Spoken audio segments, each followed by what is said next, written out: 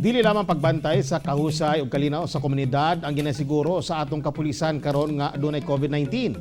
Nakipsap ang kaluwasan sa tanan batok sa mga sakit. Ganay pipila kanila gihimong police nurse sama na lang ni Police Corporal Marlon Coronas. Atong sayron ang iyang istorya sa RTV Presents ni Jandy Esteban.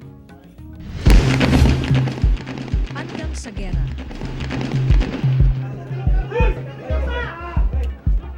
Kanunay andam sa pagsumpo sa kriminalidad. Karon nakigbatok sila sa kalaban nga dili makita. Sa wala pa ang COVID pandemic, kanunay suot ni Police Corporal Marlon Coronas ang uniforme niini ug kanunay bitbit ang armas. Pero karon kini na ang iyang itsura kada adlaw. Naka-hairnet, naka-suit, face mask ug gloves. Proteksyon batok sa virus. Usa siya sa mga police nurse sa Davao City nga na-assign sa isolation facility. Ito, hirap ng nag-retaliate sa virus kasi hindi mo siya makikita. You're fighting with an invisible enemy. Kulang sa manpower ang mga ospital sa pag-atiman sa daghang COVID-19 patients. Busa ilang gitap ang mga police nurse aron mutabang sa gera batok pandemya. Sila ang nagaatiman sa mga COVID patient na dunay mild symptoms.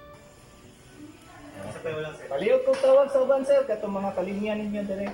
Tuktok ka lang, sir. Palihog. We do some vital signs checking, monitoring sa mga pasyente, ma'am, kung may lagnat, may ubo, may sipon. Yung iba, ma'am, monitor namin yung mga yung BP ng mga ibang patient na nandun na, yung mga suspected at saka yung mga positive po. Dili usab sila tugutang muuli aron malikayan ang cross-infection. Busa ilang ginaantos nga dili makita ang pamilya. Ginakaya usab nila ang ginabating stress sa pakigbisog sa COVID-19.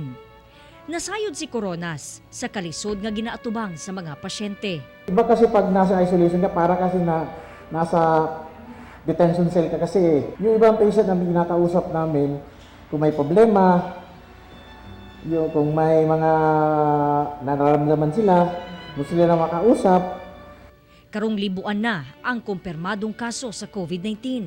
Dili ikalimod nga lakip ang mga frontliners sa naigo sa maong sakit. Normally, ma'am, scared talaga, ma'am. Wala talagang tao hindi matatakot nito, ma'am. But then, ma'am, tawag ng trabaho, wala tayong magagawa. Kaya laban lang, ma'am. Kauban si Mel Colmenares sa kamera. Ako si Jandy Esteban para sa One Mindanao.